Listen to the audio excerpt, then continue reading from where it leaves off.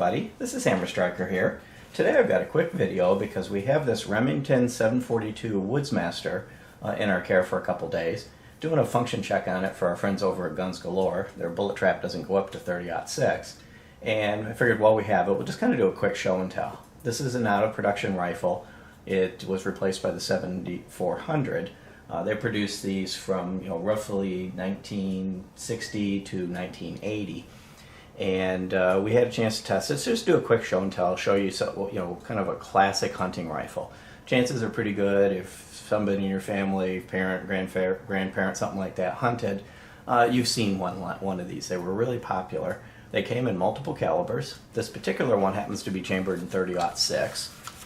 They have real wood for the stock and the forend. I do believe these were kind of stamped in. I don't think they were actually truly carved.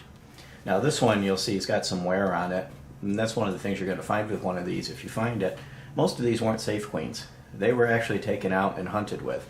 I know this one, once they get it working the way they want it to, this one's going on a hunting trip. So these didn't tend to get bought and just put away. They tended to get taken out. You might not see rifles like this as much anymore. Most of us are hunting with modern sporting rifles like the AR-15. I hunt with an IWI Tavor. But these were, really the hunting rifle of choice in some of the calibers of choice. These were available in multi-calibers. They were available in a rifle like this one, 22-inch barrel. There was also a carbine version available with a shorter barrel. I don't have the exact spec. One of the things that is unique on this, it's got a leaf spring style front, rear sight and kind of a blade style front sight. Actually, it's kind of a cool gun. It's based on an action similar to the Remington 1100 shotgun, and it comes apart like a shotgun. Now, I'm not going to take this gun apart. It's not here for me to do that type of thing with it, but it would come apart like a shotgun. They called it kind of the takedown, and one of the things that's unique about it is when you took it apart, the barrel actually came off. The action would come out of this just like pretty much any shotgun you're used to today. And you could clean the barrel just by holding the barrel in your hand and clean it and access all the action. They're really easy to disassemble and clean and maintain, put back together again. They are gas operated.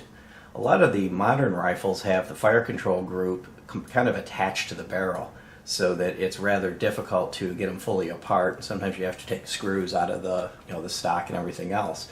It's got a crossbolt safety, just like a shotgun. And they're pretty much smooth. There's not a lot going on. They're simple. They're just right to the point. Scope rings, 2-mount of scope. The owner of this one has a loophole 3-to-9 scope on it. And overall, they're a pretty nice rifle. They've got forged barrels, real wood as I mentioned. They can be single loaded. You can open the action and drop a round into the chamber and rock on without damaging it, without damaging the extractor. Which a lot of the more modern rifles don't like to be breech loaded. They want to be loaded from a magazine only. They operate from these little 4-round magazines. I believe there was a 5-round magazine available, but this is a 4-round. And this one's a single caliber magazine, 30-06. You might be able to see the stamping on it. There you go. This magazine is actually the problem. This magazine is pretty much why I have this gun. It turns out that the springs are weak on it.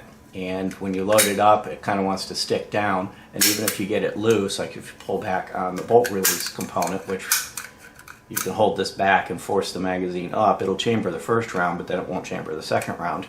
So they had already kind of suspected that and bought this newer magazine, which is a multi-caliber. You can see these are all the calibers that this gun was chambered in. Problem with these multi-caliber magazines like this is sometimes there were fitment issues. And this one definitely has some fitment issues. Of course, I have an empty magazine. When I go to insert the magazine, it kind of hangs up and doesn't want to go in. You have to play with the magazine release and kind of rock it into place. So when we were firing it and then to get it out is equally difficult. At the moment I'll leave it in there and not hold the video up. But some work would be needed to make this magazine usable on the gun. So the verdict on this particular one, the problem is this magazine. They're kind of a stamped magazine. It looks like it might even be welded, so they're going to be rather difficult to actually service the magazine. You have to replace it. These might be a little difficult. These single caliber magazines might be a little difficult to get a hold of. So they're probably stuck with making a few tweaks to make this magazine work properly. But ignoring the magazine issue that this particular one is having, overall they're kind of a really cool firearm.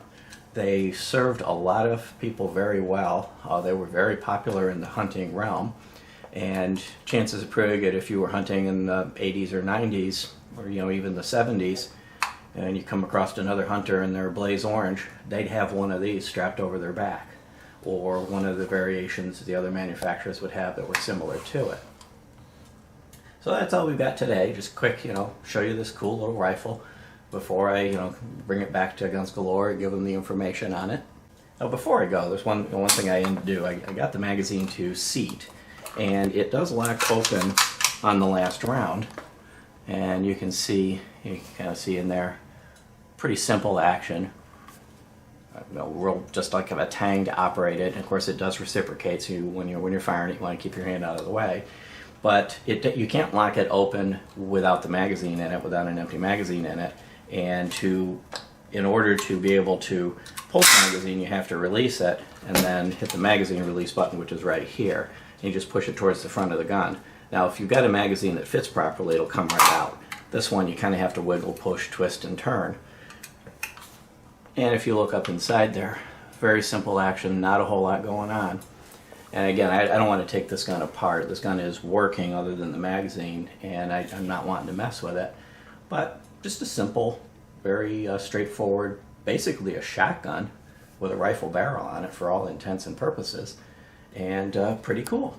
If you like our videos, please give us a thumbs up, share, subscribe, check us out on Facebook, and have a great day. Thank you.